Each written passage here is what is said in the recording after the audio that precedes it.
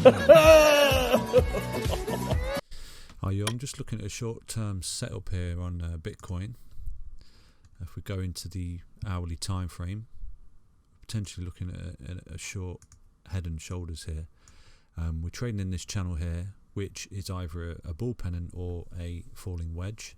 Either or, they're both quite bullish. I'll show you that in a second. But what we're potentially short-term looking like a trade here is a head and shoulders pattern, and we should break down to this trend line. So if that's the case, we'll have a look at the short position. If we open our short round about here, put in a small stop loss and trade down here to this trend line, something like a 10% short trade. So you could leverage that on Bybit or Binance, wherever you trade. So that's a potential short-term play on Bitcoin, is a short, and then we'll potentially bounce, stay within this channel until Bitcoin decides what it wants to do. I think we're either going to go up or either going to go down, obviously. But if we go back to the 4-hour time frame, and we can have a look what's playing out.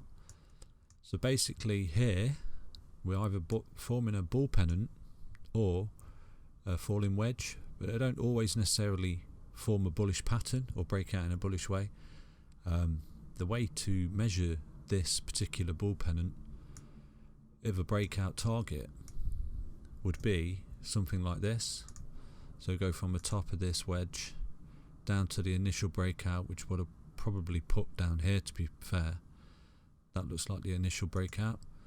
So if we do that, we just smarten this up a little bit. So we're looking at a potential breakout on Bitcoin, and it would be from roughly down here. We're looking at a 56k Bitcoin over the next couple of months. Okay, that's if it breaks. That's if it is a bull pennant that's forming on the 4-hourly time frame. Also, if it is just a falling wedge, which is also a bullish pattern, then we break back up from the bottom of the wedge to the top of the wedge. So it would look something like this.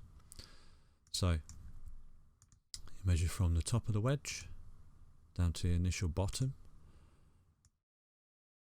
We will break here, back up to retest the all-time high, and from there Bitcoin should make its mind up on where it's going.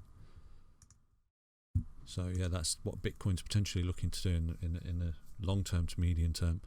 But in the short term, this short looks like a good opportunity here to make some money. If we go back to the hourly time frame, you'll see that it's finding some resistance now along this trend line. So potentially it could do this for an hour or so on the neckline of the head and shoulders pattern, but it's probably likely that it's going to break down, retest this trend line, and then bounce back up in this channel. That's a short-term trade on Bitcoin. And like I said to you, you're potentially looking at a short position. If we go from a neckline, set a small stop loss down to the trend line, it's about a 10% move for Bitcoin if you shorten it.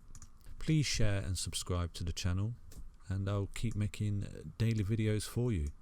And I hope some of you follow this trade. So Grayscale's adding even more Bitcoin to the coffers. Every day I'm reading that Grayscale's adding this and adding that, but in the last week they've added more than 8,000 Bitcoin to their investment portfolio. So they're buying a lot of Bitcoin. That is super bullish for Bitcoin. The fact that this big firm is ploughing money into Bitcoin. They know what's coming. They know that everything is breaking down against Bitcoin. Everything. So yeah, super bullish on Bitcoin long term, guys. Buy the dip.